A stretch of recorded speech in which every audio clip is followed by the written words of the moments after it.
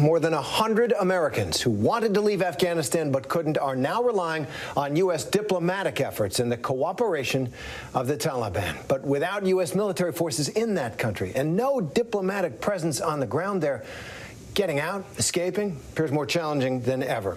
Meanwhile, the Taliban is celebrating victory and holding mock funerals for the United States and for other countries that pulled out, symbolizing the defeat. Just take a look at that. Well, for more on this, let's go to former Deputy Assistant Secretary of State and Marine Colonel Steve Ganyard, who's now an ABC News contributor, retired Army Ranger Jericho Denman, who served several tours in Afghanistan, and Rina Amiri. She's a mediation advisor and senior fellow at New York University who worked to settle conflicts in several countries, including her native Afghanistan. I want to thank you all for being here on a day that is tough. We thought yesterday was tough. But, Steve, I'd like to begin with you.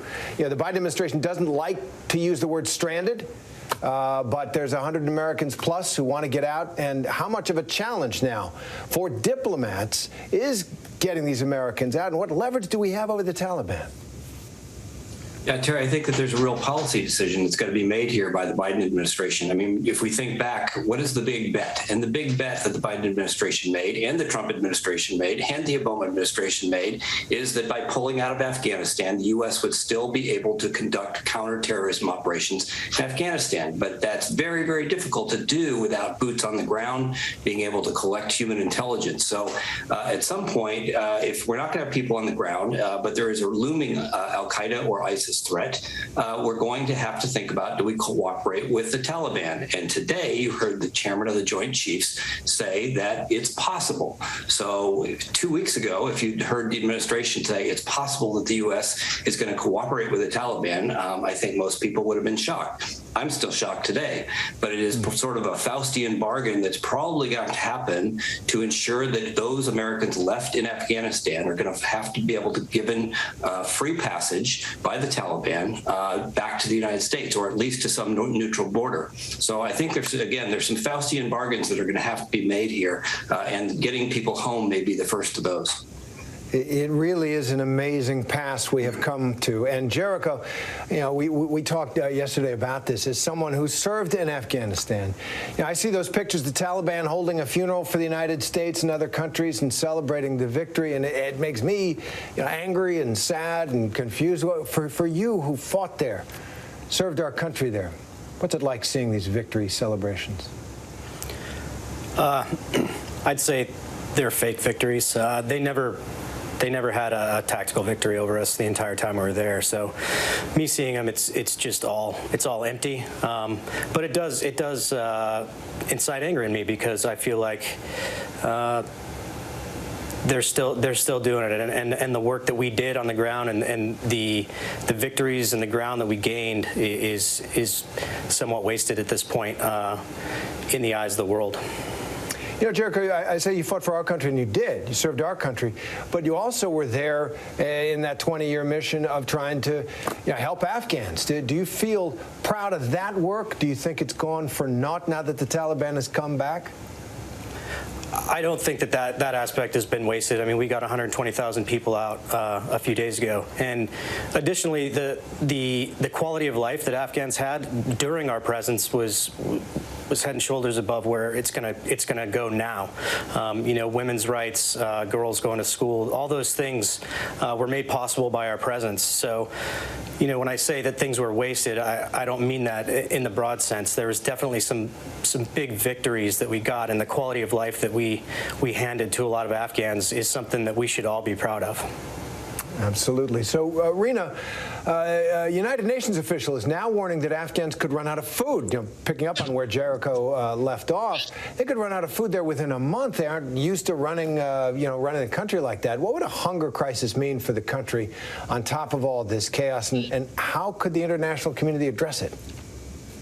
Yeah, it's a humanitarian catastrophe that's just looming.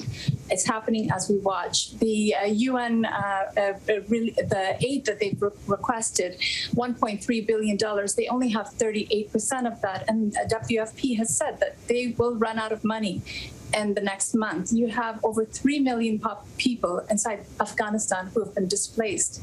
And so what is really required for the international community, the U.S. and the international community, is to quickly stabilize the situation. And part of that will require working with the Taliban, but not giving away all the chips. Right now, there's a sense that to address the humanitarian situation, to address the security situation, that there will have to be a move to quickly cooperate with the Taliban. And I think that's right, but it doesn't require recognition, and it requires setting some very serious benchmarks for the Taliban to meet. We've been able to work with other countries, for example, Vietnam, without recognizing them. And the other element that's going to be absolutely crucial, the Taliban has noted that they're going to announce their government in the next few days. It will have to be an inclusive government. The U.S. cannot put all of its trust in the Taliban, where it's very clear that they cannot be trusted.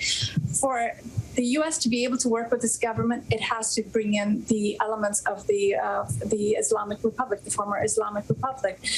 President Karzai is there, Dr. Abdullah is there. There are, in the Panjshir Valley, there's a resistance movement, and there are efforts to have talks between that movement and the Taliban. And so I think the one way that we can have a measure of trust in the Taliban administration is if it does become inclusive, and it also brings in women, civil society. It starts becoming sort of the moderate Taliban an inclusive Taliban that we had hoped for.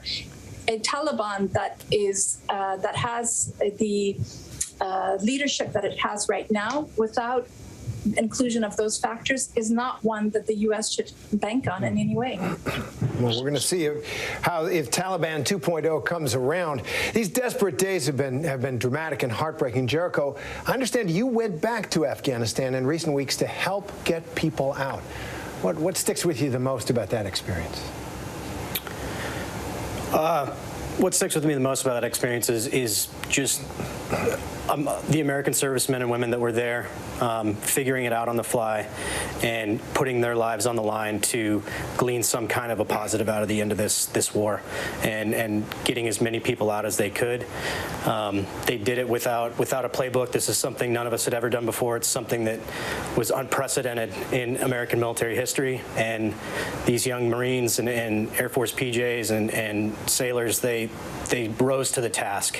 And I'm immensely proud of the American fighting men and women that did that. One of the few bright spots in these dark days, as I say.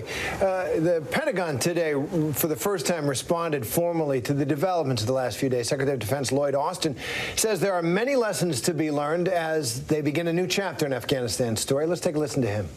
It's our duty to defend this nation, and we're not going to take our eye off the ball.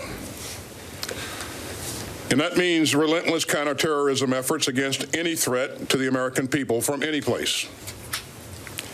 It means working with our partners to shore up stability in the region around Afghanistan. And it means a new focus to our leadership in this young century. So, Steve, you heard Secretary Austin there. What lessons do you think we did learn from all this and how they can be applied moving forward? Terry, I'm normally a pretty optimistic guy, but in this case, I'm going to take the cynical position, and the answer is probably close to zero. This has been an embarrassment for the administration. It's certainly an embarrassment for the State Department, for the intelligence community, and to some degree, the military, at least at the senior levels. The folks who execute on the ground have been brilliant and inspiring. But all of those major parts of the U.S. government failed in some way, in the way that we actually staying in Afghanistan, but then they botched the exit as well. And so I think that this is going to get swept under the rug as quickly as possible. Even if you think back to Vietnam, most of the lessons that we should have learned, as we say, lessons indicated, doesn't mean that they were learned, were not abided by when we came to Afghanistan. Well, we went back in just a generation after Vietnam and tried to create a Jeffersonian democracy out of a country that was clearly not ready to do so. So again, I think that this is going to get swept under the rug very quickly. And the faster that the administration and all of the U.S. bureaucracy can forget about it, the better, and say, hopefully we're not going to do this again for another 30 years. It seemed both idealistic and clueless in some ways. Rina, you mentioned there that there's a province in Afghanistan fighting for independence from the Taliban. Now, a number of Afghans have traveled to that region hoping to find sanctuary. What can you tell us about the Panjshir Valley and the chances, that they'd remain independent? This Panjshir Valley is of enormous symbolic relevance to the country. I mean, to start off at the symbolic level, it is the one area that has consistently been able to hold out against the Taliban, including when the Taliban was last in power. It has military advantage because there's few entry points into Panjshir. And there's also the fact that the Mujahideen leader who was killed around 9/11, Ahmad Shah Massoud, his son is back, and his son is sort of taking the mantle of his father, who was seen as one of the greatest warriors in Afghanistan. So, and Amrullah Saleh, who's the former vice president, and now is presenting that he is the acting caretaker, or the caretaker of the Islamic Republic.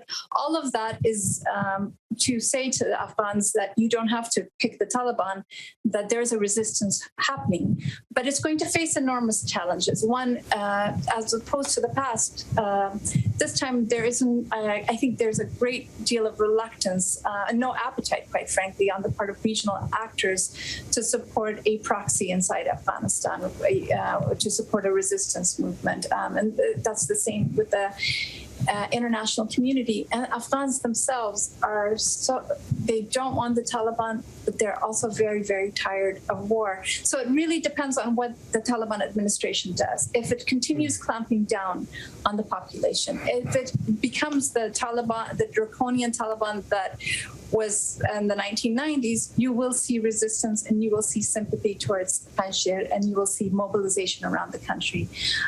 If the Taliban actually puts together an inclusive government and becomes more tolerant and lives up to its commitments to enable women's rights, to have a more tolerant system of governance, then I think that Afghans will be not so keen to support such a movement.